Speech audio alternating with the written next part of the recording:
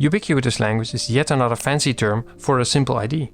And since it stems from domain-driven design, it's often a thing only for software architects. Most software engineers don't know about it. I think that's a shame, because a ubiquitous language is useful for everybody in the team, not just the architects. And I believe a ubiquitous language is something that most teams will benefit from. In this video, I'll explain what the advantages are and how to get started. It's probably easier than you think. Let's get into it. Part 1. What is ubiquitous language? It is a shared language between developers and domain experts. And usually your domain expert is your product owner, but not always. It is also a shared language between companies and their users. The definition is: ubiquitous language is a set of unambiguous vocabulary shared by all members and stakeholders of a product team. And the word ubiquitous simply means found everywhere. The idea is to have a set of specific terms with very specific definitions and to use those terms everywhere. Whether that is speaking, writing, coding, no matter between who you are speaking or typing, you need to use those same words everywhere. If your product owner is talking about a shopping cart, your developer should also be talking about a shopping cart. In user stories, but also in the class or the module in their code. They should not be having an item list instead. That would create confusion. Ubiquitous language has its roots in extreme programming and domain-driven design. In extreme programming, the concept, which is a bit bigger there, is called the system metaphor. But it really took off when domain-driven design got popular. Eric Evans, the creator of DDD, talked about it in his book Domain-Driven Design. He says that the people, the domain model and the code should all be using the ubiquitous language. But let's put DDD aside. It's a very large and complex topic. Even when you're not doing DDD, it's still very valuable to agree on which domain terms you are using. Once you have a ubiquitous language, it should be used everywhere. Remember, ubiquitous simply means found everywhere. That means in spoken language, between developers, product owners, testers, clients, users, anybody.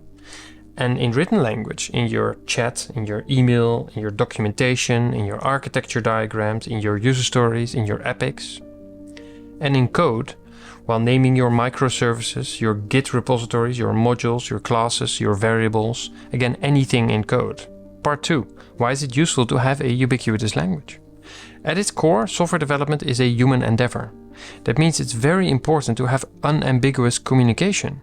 Having a shared language is important because it increases understanding for everybody. It increases understanding of the software if you're a domain expert, and it increases understanding of the domain if you're a software developer. It's useful because you have less ambiguity, inaccuracies and contradictions when developers are communicating with domain experts and the other way around. And that saves bugs, that saves time and money. Let's look at an example conversation between a product owner and a software developer. We've been getting feedback that users are finding it difficult to save books they're interested in for later purchase. We need a feature that lets them easily add these books to their shopping cart, even if they're not ready to buy right away. Got it. I'll build an item list module where they can queue up any items they want. Okay. It's important that this integrates seamlessly with the existing checkout flow, so users can move books from the shopping cart to purchase without hassle. Sure thing, I'll ensure the item collector provides an option to transfer items directly to the checkout flow. The terms used by the software engineer are not the same as the product owner. If you are onboarding yourself in a new team in the future, you see an item list, you don't know a list of what kind of items those are. If you don't know the domain, you are onboarding yourself onto the domain, you will have a hard time. It will create ambiguity. Maybe there is also a shopping cart somewhere in the system and this is a different list of items. These things cost time and money. They sometimes produce simple bugs and sometimes they cause features being implemented completely wrongly. A ubiquitous language is useful because it prevents translations, which is what you get if you use different words between the domain experts and the developers. The problem with translations is that they're inaccurate. You're often losing information when moving from one word to the other. Item list is a less specific shopping cart. Yes, in a shopping cart are items, and if you have multiple things, then you could call that a list. But it's more specific and more precise and more accurate to say shopping cart. Translations can happen in human language, but they can also happen in code.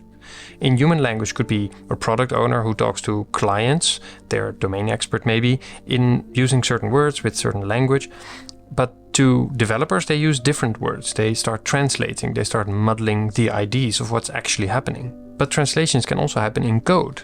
Imagine a user interface having SKUs, and somewhere in the database there's a product ID. Somewhere in the layers of your application there's a translation happening, and this creates confusion. Part 3, how to get started.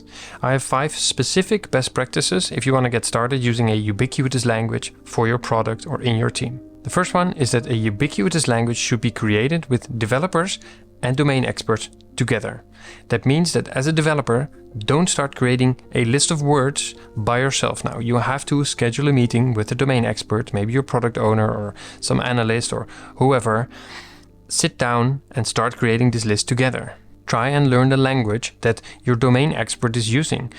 I recommend to start with a whiteboard and just start putting some stickies with words on there while the domain expert is talking to see what's happening.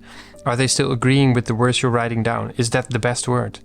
Nuance is important here. It's okay at this phase to be a bit pedantic about it. Be precise, be accurate. See if you can both agree on which words describe the concepts the best.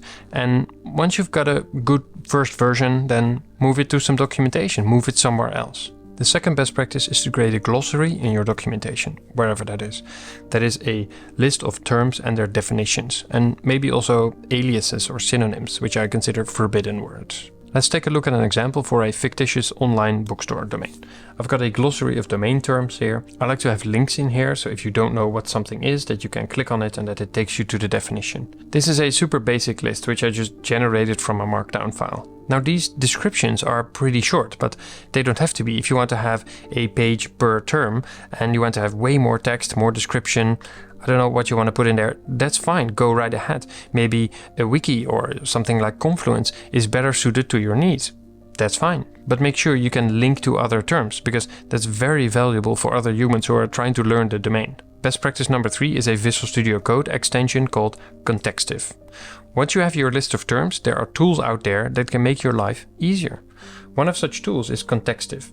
The extension gives you the context of your domain, so the terms and their definitions, in your IDE, in your code. So you can look up via a tooltip, you can look up the definitions. If you use the word shopping cart, for example, as a class name, and you have that defined in your list of terms, then the extension will be able to give you the definition in your tooltip, so you know exactly what's going on. If you are in a new part of the code base where you don't have this knowledge yet, now you have it accessible quite quickly. Best practice number 4, hold each other accountable.